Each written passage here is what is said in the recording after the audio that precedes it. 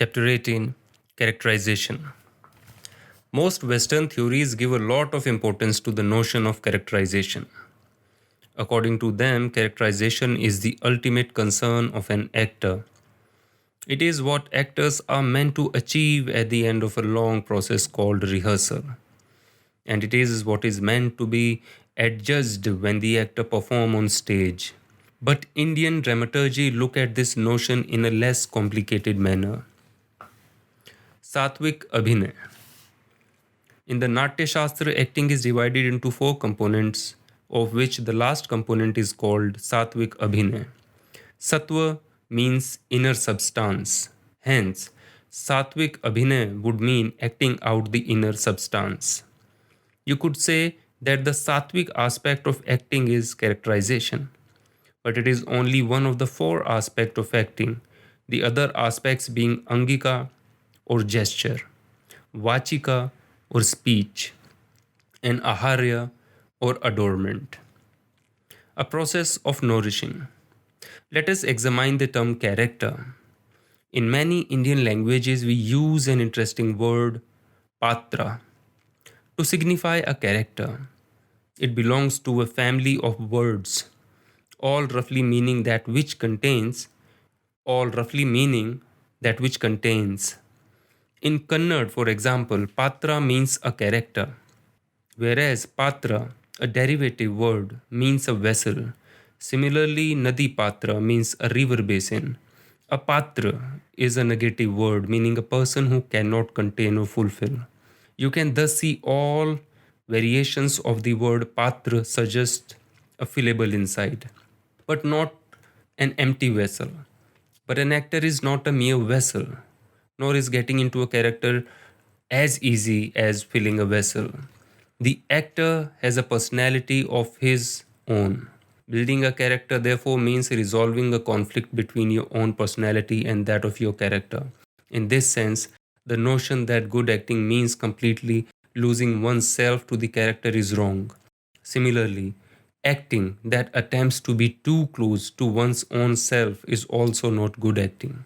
This is the first principle, I would say. How do we deal with our own personality? Unfortunately, most actors do not ask this question of themselves. Instead, they ask how they should deal with characterization. My answer to them is confront it. Confrontation is an underlying requirement for all games, and theatre is a game. After all, in other kinds of game, two teams or two individuals confront each other. In this game, the actor confronts the character. But remember, the character is neither an enemy nor a friend. The character is merely a creative challenge thrown at you. Rehearse and resolve. When we look at this question of confrontation from a technical standpoint, several things become visible. For example, actors have to perform several characters in the course of their professional career, and each one of these has to look different. How do actors make each new character look different? How do they avoid being repetitive in their roles? In the 1960s, a senior actor of Kannada theatre who performed the role of Tughlaq in the play Tughlaq was so good in this role that he became synonymous with it. His stance, his pace of walking, his dialogue delivery, his personality quirks, everything came to be identified with Tughlaq. For several years, this was a stumbling block in the growth of that actor. Whatever he did, the audience only saw Tughlaq in him. He had to struggle hard to get over this problem. Starstruck. That is one kind of problem. The problem of the character taking over the actor's personality. There is another problem where the opposite happens. The personality takes over the character. This is often faced by stars. The star image or star personality becomes so important that people see only the star in the character. In such situations, only cosmetic changes are made in the personality of the star. They may give him spectacles, a beard, or a touch of grey in the temple to bring in some variation. But these changes remain symbolic and superficial. Stars are not meant to grow old or lose their vision ever. A star is evergreen. Stars are symbol of eternal beauty and youth. Is this an issue of lack of talent? I don't think so. Without talent, an actor cannot become a star. It is a problem of perception. The beginning of a star system in English theatre happened in the 19th century, when stars emerged on the Victorian English stage. Apparently, Producers had not even changed play endings in order to suit the star personality of Victorian actors. The natural self. It is equally true that actors cannot become stars unless they are able to hold on to their natural self while performing. The natural self always shown through the acting of a star. This may sound strange. We often feel the opposite about stars. We feel they are the most unnatural people on earth. They wear lots of makeup and a variety of costumes. Often they are exaggerated in their mannerisms. Yes, all that is true. But merely bearing the burden of a host of unnatural things cannot make an actor a star. People who worship stars recognize something pure within an unnatural exterior. In the beginning is the personality. Let us come back to characterization. At the beginning of a rehearsal, only the personality of an actor exists. There is no character. The character is at best a vague notion buried within the pages of the script. As the rehearsal proceeds, this notion becomes an intention, and the intention becomes an eventuality. How does this happen? Actors begin their work in reality, not real life reality but stage reality. This is the first thing to understand. Actors stand on stage, move on stage, they use props, furniture, and interact with their co actors. The actor is real, the co actors are real, the stage is real, the properties, set, costumes, all these are real. They are not only real but also ordinary. There is nothing extraordinary about any given situation for an actor. This is important to note. Where is the imaginary world then? The imaginary world is in actor's imagination.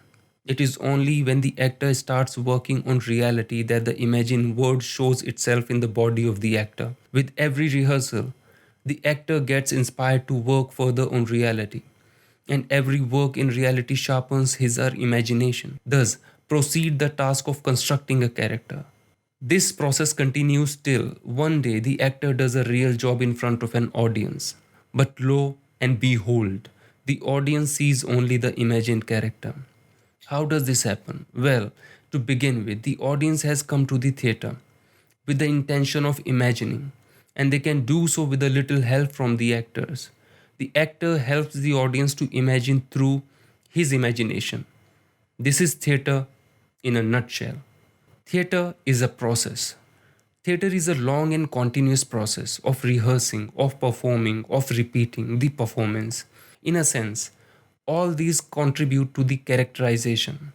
Folk actors arrive at their characterization like this.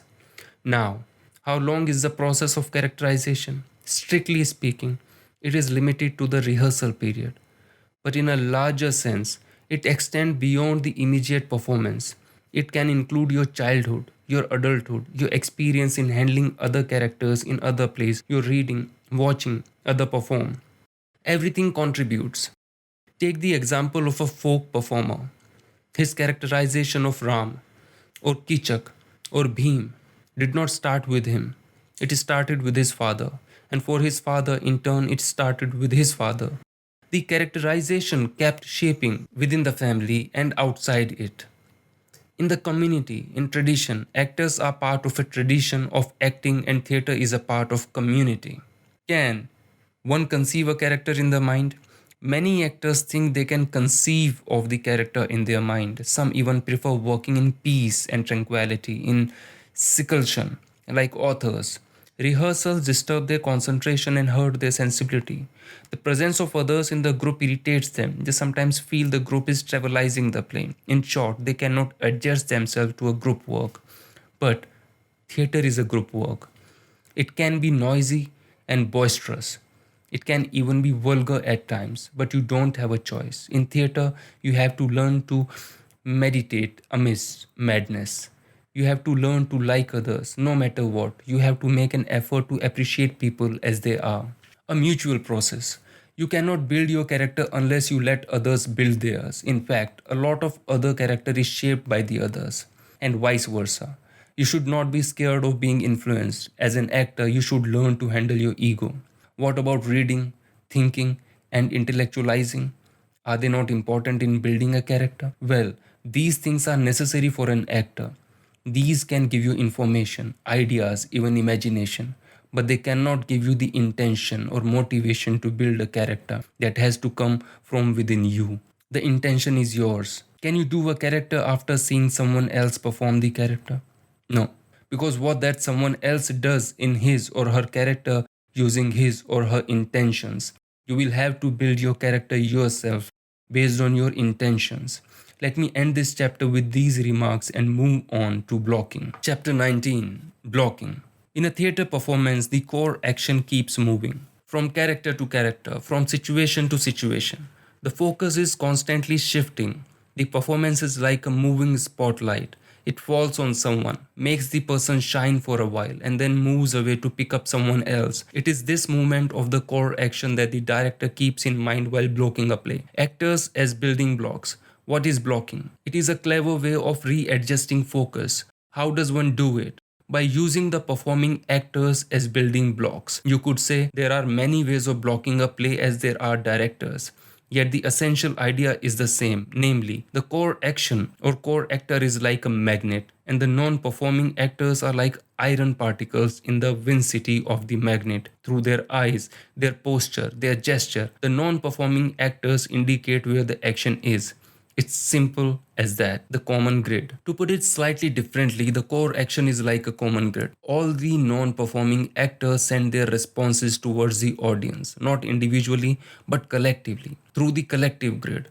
That is, the actor holding the dramatic action. The non performing actor could be angry or sad or happy, but each of them can transmit his emotion only through the performing actor. It is in this sense that the performing actor is like a grid that transmits all the collective responses towards the audience. When you look at the process of blocking this way, it becomes a fascinating exercise.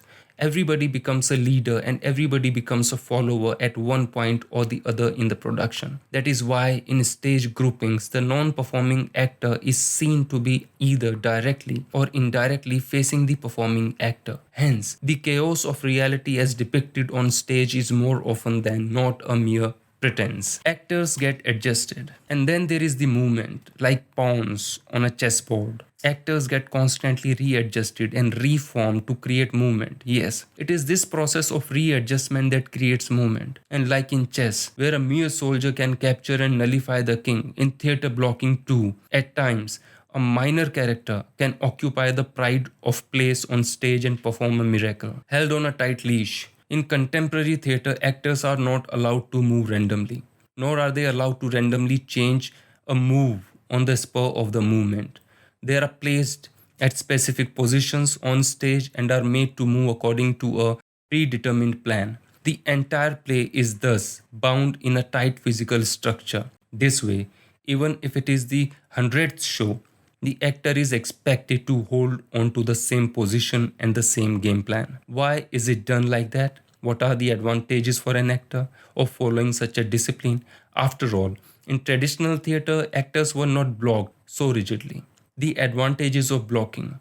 Tight blocking has several advantages. For an actor, there are two specific advantages. Tight blocking helps actor to bind the dramatic action with the dialogue, thereby enhancing the meaning of their performance. It helps actor to remember their lines. I shall not discuss the first point in detail here, for we have already discussed it in an earlier chapter. I only want to restate that dramatic action on stage is constituted by dramatic words with suitable symbolic action like moving, sitting, standing, gripping, handling property, handling other actors, etc. A storm in a teacup. Let me give you an example to show how this symbolism works. Take the play King Lear.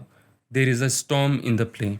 How do you create this storm? Well, you don't. Because the external storm in King Lear is like a storm in a teacup. The true storm is the one that blows fiercely in Lear's mind and which get reflected only in the king's stormy words and stormy gestures. Thus, the blocking in the play coordinate the external storm with the internal storm in Lear's mind. How do you show the external storm? Not by placing industrial fans in the side wing to blow Lear's clothes away, nor by pouring water through a hose pipe on the actor's head to create the impact of a storm and rain. At most, we may use some sound or light effect, that is all. The external storm is acted out without the aid of any extraneous activity on stage. The actor acts without breaking things on stage. or hurting co-actors. Now let us move to the second point, memory notes. The point about memory needs to be discussed here at length. There is a lot of misconception regarding memorization, the line in a play. When I was a child, I could never understand how an actor could memorize so many lines. While I found it difficult to remember even the multiplicable table, the first time I went on stage, I promptly forgot all my lines. The point is that professional actors don't mug up lines. They rehearse. While they rehearse, they tie each move, each little gesture, and each eye contact with the corresponding words. Thus, each little move act like a memory note. Every time you move, your mind connects the movement with the words attached to it and offers it to you. In fact, these notes are tied not just to you, they are tied to your co actors as well. Thus, one actor helps the other actor to remember. This is how actors should memorize lines. No more prompters. Theatre dispensed with the job of a prompter long ago. Earlier, theatres even had a prompter's box placed between the audience and the actor. Thus, prompter stood hidden, a ground level, covered by a hood. We do not need prompters anymore. Folk theatre, being improvisational, does not need a prompter in any case. Dog's memory. Let me give you a funny example of how these memory note works. Dog, for example, have a tremendous sense of territory. Every dog defines a certain area as its own. It will not tolerate another dog straying into its territory. Now, how do dogs define their territory? They pee at various points on the boundary of their territory. While they are doing this, they also sniff the air to find out if any other dog has peed there. These pee positions act like memory notes for the dog. The blocking of a play basically does the same thing. It creates a series of sensual memory notes. Memorized lines. What happens when actor merely memorize lines? Well, disaster happen.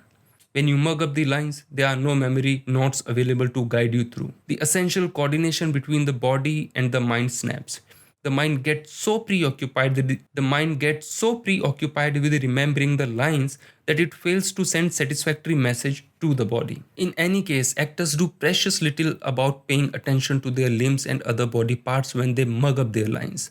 Thus, they either become half paralyzed on stage or they keep moving around in a random fashion and in repetitive manner. This they do more to hide their embarrassment than to enact meaningful movement because they have memorized the lines. These lines tumble out of the mouth, but the rest of the body knows nothing about what is being said. There is no proper communication. Thus, young actors often ask me, "Sir, what do I do with my hands?" I say, "Do nothing." They get confused. To rehearse sitting, to direct sitting. Many amateur theatre groups, on the other hand, merely sit and rehearse. To be fair to them, they usually do not have proper rehearsal space. I have seen any number of groups rehearsing on the lawns of a public garden, causing amusement among spectators. Whatever be the reason, to rehearse sitting is not a good habit. In this method, directors sit down with the actors and make them read their lines. They then correct them. Thus, most actors end up imitating the speech style of the director. They end up with false voice as well.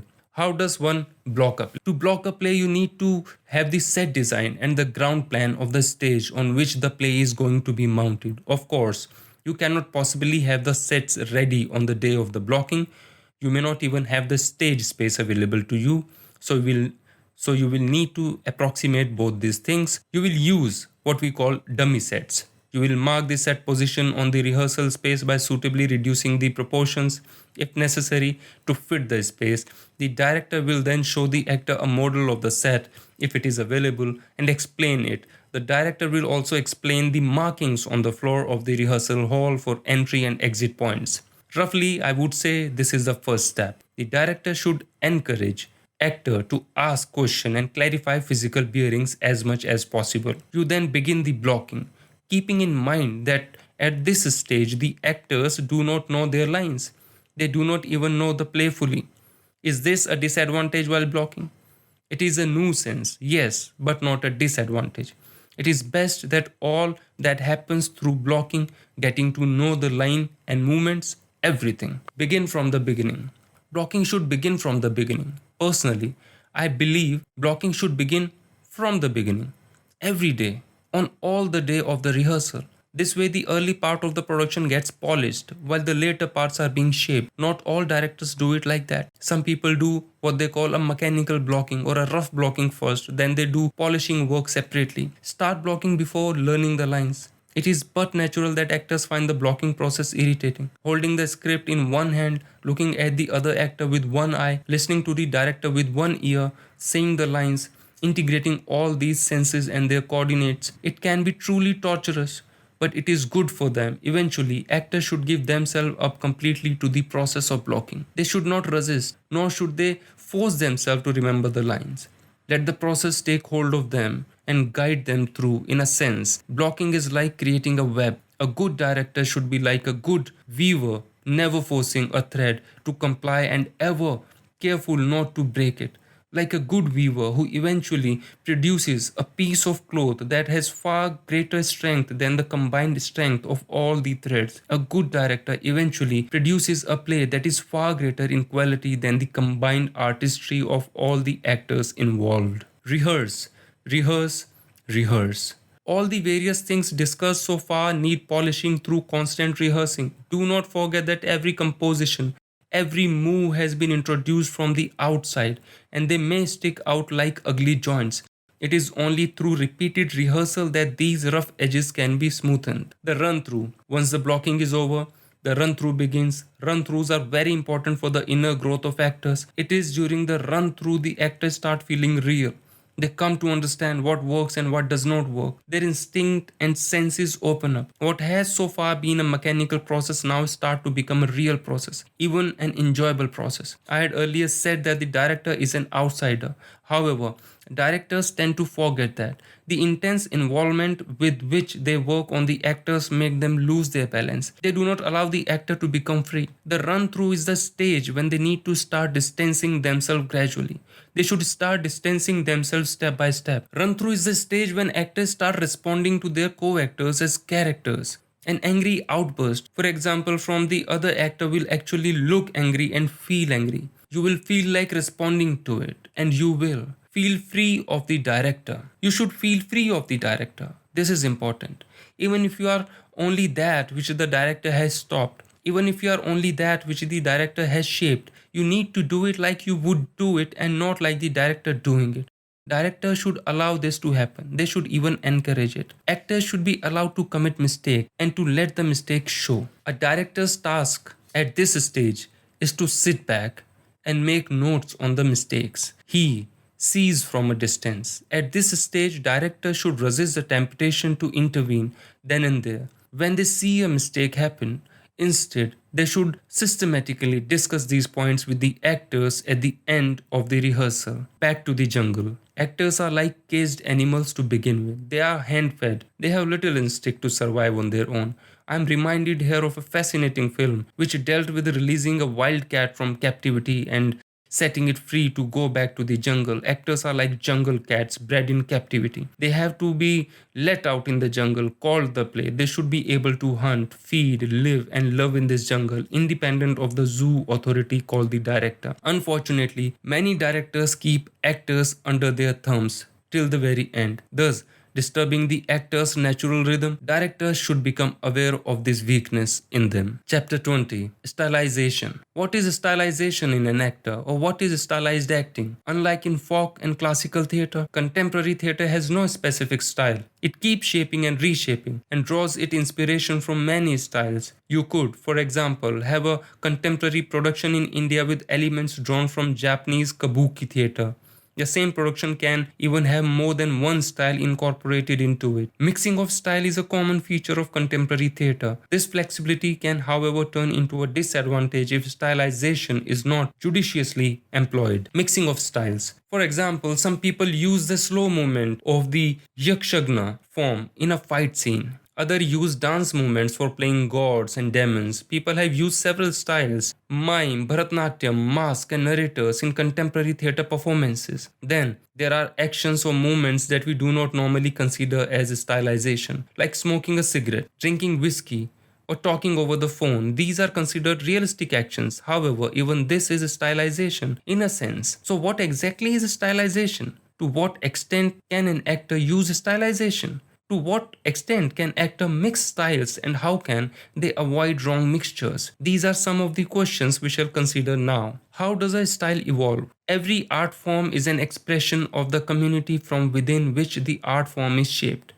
Therefore, stylization evolves through a negotiation between the art form and the community. Stylization is Yakshagan, for example, is closely linked to the lifestyle of the people of coastal Karnataka. Every motif, every gesture, every musical rendering of Yakshagan can be traced back to the environment and people of that region. In a book on Yakshagan, Dr. Shivram Karath has identified the shapes of local flora and fauna in the shapes of its characters, their headgear, jewelry, etc. Folk theatre in India has developed many distinctive styles, even as they have a common base in Indian theatre. In this sense, the development of different performative style is not very different from the development of language in different parts of the world. Style take root. How does this negotiation take place? It takes place through an endless number of performances. What is shaped in a particular performance gets imprinted in the memory of the audience. Every time a high point is reached in the performance and appreciated by the audience, that particular effect is preserved repeatedly, consolidated, and improved upon, not necessarily by the same actor, not necessarily by the same audience even, but preserved all the same by the community, all within a community. What is important to note in such situation is that the audience belongs to the same community and the actor belongs to the same lineage of acting. It is in this sense that even actions like drinking, smoking, and talking over the phone can become stylization, for these are also used, reused, and preserved by a community as styles. The Moscow Art Theatre, for example, declared its intention to develop realism on stage. And what did they achieve? A realistic looking style of acting as opposed to, say, a theatrical looking style of acting. Contemporary styles. In today's context of globalization, it looks as though communities are disappearing. This is true to some extent, but it is also true that new communities, hitherto unknown, are emerging. In this sense, 1, 2, 3. In this sense, communities still exist, even if they may not have long gestation periods of development like earlier communities had. This is why contemporary art forms and contemporary styles do not possess such well-shaped and distinctive characteristics as do some of the older forms. In the world of fashion design, for example, the styling of clothes changes with every season. Classical and modern. Take the case of European classical ballet. It was shaped consistently over a period of nearly 400 years. Compare this with modern dance. Modern dance has evolved over a much shorter period of a few decades and it is constantly changing. So, as a style, modern dance is not as distinctive as classical ballet. As a result, contemporary form of theatre look as though they are free of stylization, whereas traditional theatre looks as though it is highly stylized, pure styles. For the same reason, highly evolved style do not mix. Traditional styles, for example, look clumsy if you mix one with the other. Can you imagine what would happen if a Drupad singer suddenly introduced the Thumri style of singing in his performance? Or if a Kathakali dancer suddenly did a bit of Manipuri dance in the same number? Mixing of style is considered permissible in contemporary art and in contemporary living. Mixing, or the great churning as well, mixing, or the great churning as we call it, is in fact a hallmark of contemporary society. Code mixing. In language, for example, this is happening every day. Here, it is called code mixing. Take the sentence, style maar raha hai yaar. It is a code mixed sentence. Style is in English and the rest of the sentence is in Hindi. It is permitted. How much of mixing is permitted in contemporary theatre? Are there any rules governing this process? There are no rules. In contemporary expression, all the matter is truthfulness. If anything, what you are expressing should appear real and not fake. Let us take the example of the play Hamlet. In the last scene where the Hamlet dies, can one use the slow-paced Yakshagana style of swordplay? Hamlet fights fiercely with Ophelia's brother in that scene and succumbs to his wounds. Hence, it is the intensity of the fight, its menacing quality and ferocity that matters the most. Can stylization achieve this purpose? This is a question that needs to be answered while deciding the style of sword fighting to be used in that scene. Chapter 21. Vachika or speech. Observe the breath, control the breath, make the breath sound. Let the sound of the breath fill the auditorium. Your speech should reach the last spectator on the last seat. These 5 instructions are like 5 commandments for actors. Breath is the life of acting. In Sanskrit, as also in most Indian languages, breath is called prana, the breath of life. But the fact remains that most actors do not seem to care much for the breath. We do not even observe our own breathing. Breath control.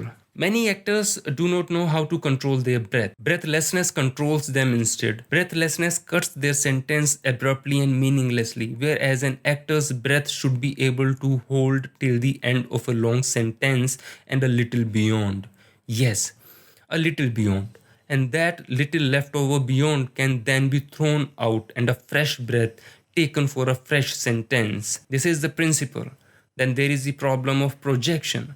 Your breath should be able to carry the sound that you produce across the auditorium over the last spectator. So, training in breathing is basic to training in acting. We are like the harmonium. The speech organ is similar to a harmonium. Like in a harmonium, we have wind bags in our body. We call them lungs. Like the harmonium shaft that presses the wind bag and send an air current towards a vibrator. Our abdomen pushes the breath out of the lungs towards the throat. The air then passes through various vibrators such as the throat, tongue, teeth, lips, and nose. These organs act like the reeds in a harmonium. Through a series of operations, through the closing and opening of various valves, we produce sound. Like the harmonium player who plays on different reeds to produce a harmonious sound. We play on our own body and produce speech and songs. Hence, actors like the harmonium player should keep their instrument in good shape and in good tune. This is the first lesson in speech training. Equal hands. The harmonium, as you are aware, is played with two hands. One hand operates the wind shaft and the other plays on the musical reed. Inexperienced players tend to give more importance to the playing hand and less to the wind operating hand. Ask a good harmonium player and he will tell you that it is wrong to do so. Both hands are equally important. It is the same with human speech. The breathing chamber is as important as the sound producing upper chamber. Speech problems are invariably created by faulty and inadequate breathing. For example, when actors try to throw their voice without the backup of sufficient breath, the voice gets strained and the person starts to cough. The strained voice is an unnatural voice. It is not pleasant to hear. A strained voice also has a tendency to sound monotonous. You may have observed this tendency among angry people. An angry person is upset and hence uses a shrill voice. After a while, it becomes unbearable to hear him. The abdomen is the center. The focus of breathing and voice training is the abdomen. That is why most trainers say bring your voice from deep inside. Do not get it out of your throat. Most meditation practice teach you how to become aware of breath and how to control it. Meditation also use breath control as a tool to achieve mind control. Pranayam, for example, is essentially a technique of breath control and through that of mind control. In pranayam, the basic technique is to hold your breath a little longer than usual. You achieve this by gradually increasing the time taken for the exhale, while you maintain the time taken for the inhale at the same level. You further control this process by blocking one of the two nostrils using your fingers. Control the breath, control the mind. There is another way of doing pranayam, wherein you focus on the abdomen. In this method, you push the abdomen back with a jerk, such that the breath gets pushed out forcibly in one shot. This method is good for understanding the role of the abdomen in breathing practice. All the yoga exercises are good for actors. This is because every yoga exercise is both a breathing exercise and a body exercise. In any yoga exercise, between every two stances, you hold the pose for several breaths or for a single breath, but never for less than a breath. This practice in yoga gives a rhythm to your experience and to your breathing. This way, yoga becomes a composite exercise. It takes care of your physical fitness, your breathing fitness, and your mental equanimity.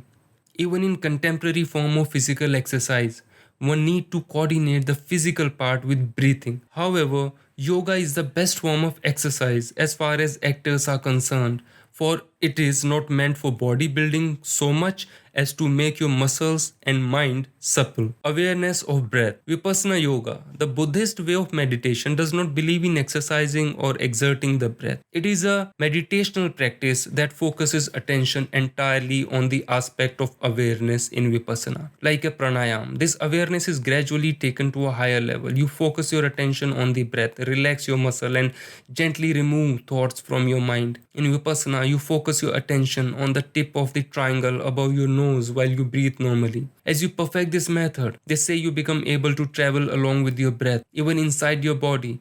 Thus, you are able to reach areas in your body that are imbalanced and in pain. You're able to correct these imbalances and relieve the pain through meditation, they say. Keep the spine straight. In almost all forms of yoga, the stress is on keeping your upper body and your spine straight. For an actor, this is a very important suggestion. By keeping your spine straight, you are able to keep your breath free flowing and without obstruction. We obstruct our breath through wrong posture. Wrong posture then becomes a habit and can even lead you to serious health complication. Remember, it was only recently in the chain of evolution that the human animal stood up on the two legs from being on all fours.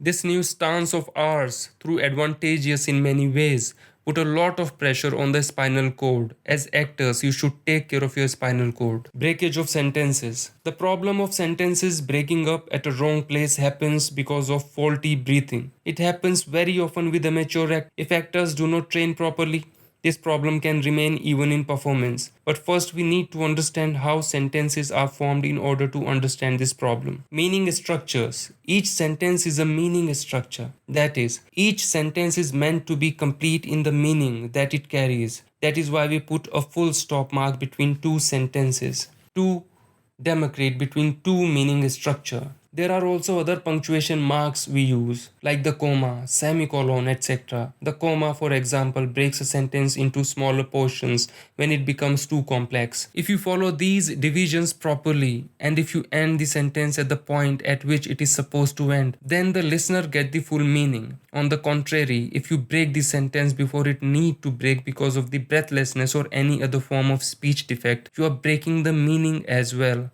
Wrong meanings. Let me give you an example of what happens when you break a sentence at the wrong place. Take these two sentences. Yesterday, while we were watching a film at the cinema hall, there was a theft at home. We registered a police complaint at the police station. The first sentence says there was a theft at home while they were in cinema hall.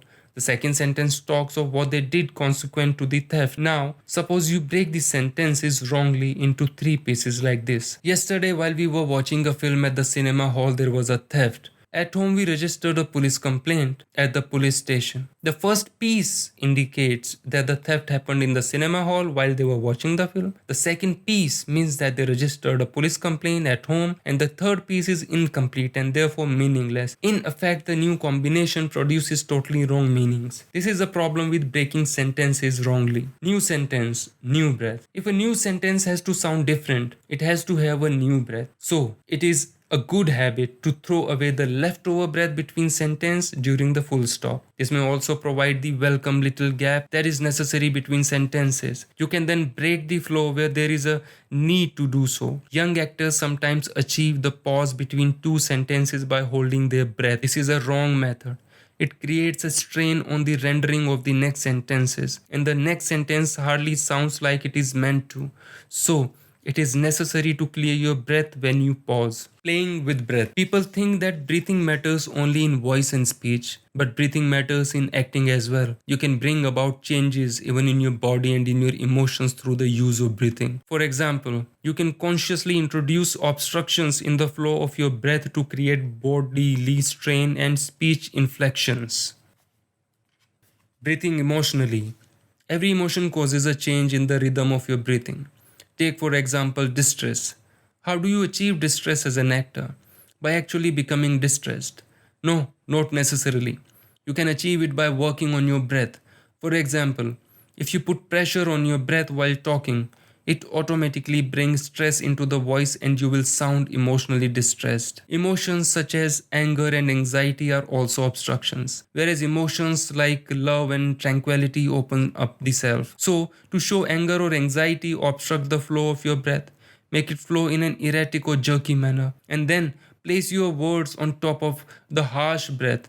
The words will sound angry and anxious. The anxious self. When you obstruct your breath, blood rushes to your face and your body automatically look anxious. It is the same with portraying illness. If you have to cough on stage, you do not need to pretend to cough. You can generate a coughing fit by holding your breath at your throat and pressing it from under. Similarly, if you have to play the role of an asthmatic character, you can introduce a wheeze in your speech by working on your breath. On the contrary, take a deep breath. You will feel happy and sound happy.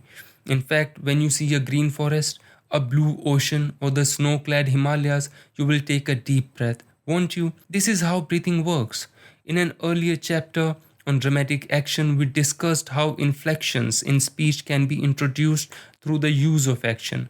Breathing works the same way. The technique of showing distress. Let me give you an example. I was directing a play in which there was the character of an old man who was haughty and of a suppressed nature.